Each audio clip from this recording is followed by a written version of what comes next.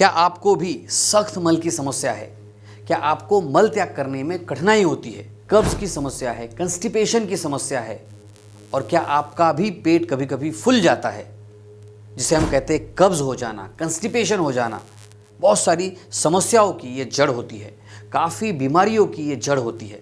कुछ लोगों का पेट फूल जाता है, जिसे हम ब्लोटिंग कहते हैं, फूला फूला सा पेट रहता है, उनको खुद को ये एक डिस्कम्फर्ट का एक एहसास उनको रहता है। कुछ लोगों में थोड़ा सा पेट दर्द होता है या फिर बहुत ही असुविधाजनक उन्हें लगता है। और ऐसे ही अगर ये चलता रहा तो आगे चल के पेट की काफ़ी समस्याएं हो सकती है। लैट्रिन की जो समस्याएं है वो भी इसकी वजह से हो सकती है, जैसे पाइल्स है, फिशर है, फिस्चुला है, आईबीएस जिसे हम इरिटेबल बोवेल सिंड्रोम कहते हैं। इस तरह की सिम्टम्स भी आगे चल के डेवलप हो सकते हैं। और इसीलिए इस कब्ज़ के बारे में जानना और इसे पूरी तरह से ठीक करना बहुत ही ज़रूरी होता है। तो इस वीडियो में मैं आपको बताने वाला हूं कि आपका मल अगर हार्ड होता है तो उसे किस तरह से मुलायम बनाए, क्या है इसकी दवा, कौन से वो घरेलू उपाय है जिन्हें आपने समझना ही चाहिए ताकि आपकी लैट्रिन सॉफ्ट हो, नरम हो, मुलायम हो और आपको लैट्रिन पास करने में दिक्कत ना हो और आगे की बीमारियां भी न बढ़े। तो आइए मेरे साथ समझते हैं मल को मुलायम बनाने की वो ज़बरदस्त दवा क्या है, क्या वो नुस्खे हैं और वो क्या होम रेमेडीज़ है। नमस्कार, मैं डॉक्टर शीतल टोंगसे बहुत बहुत स्वागत करता हूं आपका डॉक्टर टोंगसे होम्योपैथी में। आगे बढ़े इसके पहले एक काम ज़रूर कीजिए, इस चैनल को सब्सक्राइब ज़रूर कीजिए। आपके लिए एब्सोल्युटली फ्री है, लेकिन इससे मेरी बहुत एनर्जी बढ़ेगी और मेरे नए और अच्छे वीडियोज़ सबसे पहले आप देख सकेंगे। किसी भी चीज़ का अगर इलाज हमें करना है, उसका उपाय अगर हमें करना है तो उसके कारणों तक पहुँचना बड़ा ज़रूरी होता है। क्यों होता है सख्त मल? क्या लगता है आपको, क्या इसके कारण होंगे? कुछ कारण आपको बताता हूँ, ज़रा नोट डाउन ज़रूर कीजिए। सबसे पहला कारण होता है पानी कम पीना। आजकल हम देखते हैं काम में लोग व्यस्त हैं और पानी पीना भूल जाते हैं। दूसरा इसका कारण होता है दिन भर अगर आप बैठे रहते हैं, आपके पेट की जो पेरिस्टालसिस है, जो मूवमेंट पेट की होनी चाहिए, आंतड़ियों की जो मूवमेंट होनी चाहिए वो होती नहीं है, इससे भी ये तकलीफ होती है। व्यायाम की कमी, एक्सरसाइज की कमी, कम फाइबर युक्त आहार लेना, फाइबर्स कम से कम लेना, खान पान में गड़बड़ी हो जाना, स्पाइसी, मसालेदार, तेल की चीज़ें, तलन की चीज़ें ज़्यादा अगर आप खाते हैं तो इससे भी ये तकलीफ़ हो सकती है। कुछ चिकनी चीज़ें लोग ज़्यादा खाते हैं, जैसे मैदा है, बहुत ज़्यादा लोग यूज़ करते हैं, आपके आंतड़ियों के अंदर वो चिपक के बैठ जाता है, आपका डाइजेशन डिस्टर्ब होता है और मल त्याग करने में कठिनाई आपको हो सकती है। कुछ लोग अगर कुछ दवाइयाँ लेते हैं, जैसे पेन किलर की मेडिसिन है या फिर कुछ एंटीहिस्टामिनिक मेडिसिन है, तो इससे भी कब्ज़ की समस्या हो सकती है। हाइपरथायरॉयडिज्म, पार्किंसंस जैसी बीमारियों में भी ये समस्या आम होती है। अब भाई इसके लक्षण क्या होते हैं? क्योंकि शुरुआत में क्या होता है, जब पेट साफ नहीं होता है तो लोग इसकी तरफ अनदेखी करते हैं, लेकिन अगर आप इसकी तरफ अनदेखी करेंगे तो डिस्कम्फर्ट तो डेफिनेटली आपको होने वाला है। आपको भारीपन लगेगा, काम करने की इच्छा आपकी कम होगी, नया काम करने में जो उत्साह चाहिए, जो एनर्जी चाहिए वो कम हो जाएगी। साथ ही आप फ्रेश फील नहीं करेंगे। मल त्याग करने में आपको कभी कभी तकलीफ हो सकती है और इसकी वजह से फिशर जैसी समस्या, यानी कि लैट्रिन की जगह पर क्रैक हो जाना, फिशर हो जाना, इस तरह की समस्या भी हो सकती है। पाइल्स हो सकता है, इस तरह से पाइल्स का जो मस्सा है वो बाहर आ सकता है। बाकी की भी काफ़ी तकलीफ़ें इससे हो सकती है और इसीलिए इसकी तरफ ध्यान देना ज़रूरी है। इसके दवा के बारे में, इसके घरेलू उपायों के बारे में जानना ज़रूरी है। तो क्या आप उस दवा के बारे में जानना चाहेंगे? मैं आए दिन काफ़ी पेशेंट्स को देखता हूँ, पाइल्स, फिशर और फिचुला के काफ़ी पेशेंट्स बिना ऑपरेशन भी, बिना सर्जरी भी मैंने ठीक किए हैं। और इसीलिए मैं जानता हूँ कि इन सारी बीमारियों की जो जड़ है वो कब्ज़ होती है।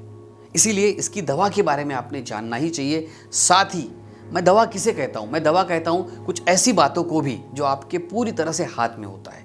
क्योंकि बहुत सारी मेडिसिन बाजार में तो मिलती है, लेकिन उनकी आदत लग सकती है। कुछ चूर्ण, कुछ मेडिसिन ऐसी भी होती है जिनकी वजह से ये हैबिचुअल आप हो सकते हैं, आपको वो लेना ही पड़ेगा।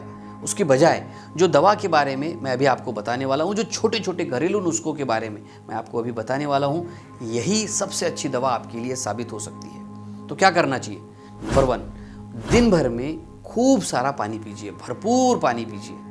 आप काम में व्यस्त रहते हैं और इसीलिए शायद हो सकता है पानी की तरफ ध्यान न जाए, लेकिन मैं आपको सजेस्ट करूंगा कि याद रखिए, अपनी आंखों के सामने एक बोतल रखिए ताकि उसे देख के आपको याद आए कि मुझे पानी पीना है। ज़बरदस्ती से पानी पीना ऐसे मैं आपको बिल्कुल भी नहीं सजेस्ट करूंगा, लेकिन प्यास लगी और फिर भी आपने पानी नहीं पिया, ऐसा ही ज़्यादातर केसेस में होता है और इसीलिए पानी की बोतल सामने रखिए। अगर आप फिर भी भूल जाते हैं तो मोबाइल में अलार्म लगाइए। कुछ मोबाइल ऐप्स की भी आप हेल्प ले सकते हैं। चलिए अब जानते हैं दूसरी महत्वपूर्ण दवा, और वो है फाइबर युक्त आहार या फिर फाइबर सप्लीमेंट। कौन से फाइबर सप्लीमेंट लेने चाहिए बताता हूँ, लेकिन नेचुरल फाइबर की तरफ ध्यान दीजिए। जी हाँ, फाइबर्स क्या करते हैं, आपके मल को मुलायम बनाने का काम करते हैं और इसीलिए आपने अपने आहार में फाइबर युक्त खाद्य पदार्थों को ज़रूर शामिल करना चाहिए। क्या खाना चाहिए आपने फल खाने चाहिए। रोज़ाना कम से कम एक फल ज़रूर खाइए, हरी सब्जियां खाइए, सेब खाइए, संतरा खाइए, गाजर खाइए, ब्रोकली भी आप खा सकते हैं। साथ ही साबुत अनाज को भी आपने अपने डाइट में ज़रूर शामिल करना चाहिए, जैसे ओट्स है। ओट्स बहुत ही अच्छा नेचुरल स्रोत होता है फाइबर्स का, और इसीलिए आपने सुबह का जो नाश्ता है वो ओट्स का ज़रूर करना चाहिए। आप ब्राउन राइस ले सकते हैं, सभी प्रकार की फलियां आप ले सकते हैं, जैसे छोले है, मटर है। इन्हें आपने ज़्यादा से ज़्यादा अपने डाइट में शामिल करना चाहिए। अगर फिर भी आपकी लैट्रिन साफ़ नहीं होती है तो आप फाइबर सप्लीमेंट भी ले सकते हैं, लेकिन मैं आपको यहाँ पे सजेस्ट करूँगा कि नेचुरल फाइबर सप्लीमेंट ही आपको लेने चाहिए। वो कौन से नेचुरल फाइबर सप्लीमेंट है? सबसे पहले तो आप ओट फाइबर्स ले सकते हैं। जी हाँ, ओट फाइबर जो होते हैं वो एक प्रकार के घुलनशील फाइबर होते हैं जो पानी में मिल जाते हैं और जिसकी वजह से मल को नरम बनाने में ये हेल्पफुल होते हैं। आपके पाचन को भी अच्छा बनाते हैं। दूसरा और एक फाइबर आप ले सकते हैं जिसे हम कहते हैं सेलेनियम हस्क, यानी कि इसबगोल भूसी। इसके ऊपर एक सेपरेट वीडियो मैंने बनाया है, इसे कैसे लेना है, कब लेना है। देखिए, ये वीडियो भी आप ज़रूर देखिए। कुछ लैक्सेटिव्स का उपयोग भी आप कर सकते हैं। लैक्सेटिव्स मल को निकालने के लिए और आपकी आंतड़ियों की जो गतिविधि है उसे बढ़ाने के लिए, उसकी मूवमेंट को बढ़ाने में काम करता है। लेकिन मैं आपको फिर से सलाह दूंगा, आपको नेचुरल चीज़ों की तरफ ही जाना चाहिए। नेचुरल लैक्सेटिव में कौन कौन से लैक्सेटिव्स आते हैं? एक तो आप इसबगोल ले सकते हैं या फिर आप एलोवेरा जेल भी ले सकते हैं, इससे भी काफ़ी अच्छा फ़ायदा आपको होगा। या फिर तीसरा और एक नेचुरल लैक्सेटिव है जिसे हम कहते हैं घी। आप घी का भी इस्तेमाल कर सकते हैं। रात को सोने से पहले 2 चम्मच घी आपने आधे ग्लास गर्म गुनगुने पानी में ज़रूर लेना चाहिए। ये आपके नेचुरल लैक्सेटिव की तरह आपके लिए काम करेगा, आपका डाइजेशन इससे अच्छा हो जाएगा। या फिर त्रिफला चूर्ण भी आप इस्तेमाल कर सकते हैं। चलिए अब जानते हैं तीसरे ज़बरदस्त उपाय के बारे में। नियमित रूप से व्यायाम करना। नियमित व्यायाम करना आपके लिए बहुत ही फ़ायदेमंद साबित होगा। आप पैदल चल सकते हैं। पैदल चलने के ऊपर मेरे काफ़ी वीडियोज़ हैं, ये देखिए, इन्हें भी आप ज़रूर देखिए, आप मोटिवेट हो जाएंगे। चौथे नंबर की दवा है स्ट्रेस को कम करना, तनाव को कम करना। तनाव कब्ज़ का एक मुख्य कारण हो सकता है। तनाव को कम करने के लिए आप योग कर सकते हैं, ध्यान कर सकते हैं, फिजिकल एक्टिविटीज़ में खुद को इन्वॉल्व कर सकते हैं। देखिए, जब भी आप एक्सरसाइज करते हैं, जब आप व्यायाम करते हैं तो ऑटोमेटिकली आपका जो डाइजेशन है, आपकी पेरिस्टाल्सिस मूवमेंट जो है आंतड़ियों की, वो अच्छे होने लगती है। अगर आपको पेट फूलने की समस्या है तो वो कम होने लगती है, डाइजेशन की तकलीफें कम होने लगती है, आपकी एनर्जी लेवल भी बढ़ सकती है। और इसीलिए मेरे पास वक्त नहीं है ये कारण देने की बजाय मैं आज से ही एक्सरसाइज करना शुरू कर रहा हूँ, ये आप अपने आप से कहिए और सबसे भी कहिए। कमेंट बॉक्स में भी मुझे ज़रूर लिखिए ताकि आप खुद भी मोटिवेट हो और इस कब्ज़ की समस्या का पूरी तरह से आप इलाज कर पाए। साथ ही मैं आपको सजेस्ट करूंगा, अगर आपको क्रॉनिक कंस्टिपेशन है तो आप होम्योपैथी की मेडिसिन भी ज़रूर लीजिए। होम्योपैथी में बहुत ही अच्छी दवाइयाँ हैं जो कब्ज़ को पूरी तरह से ठीक कर सकती है।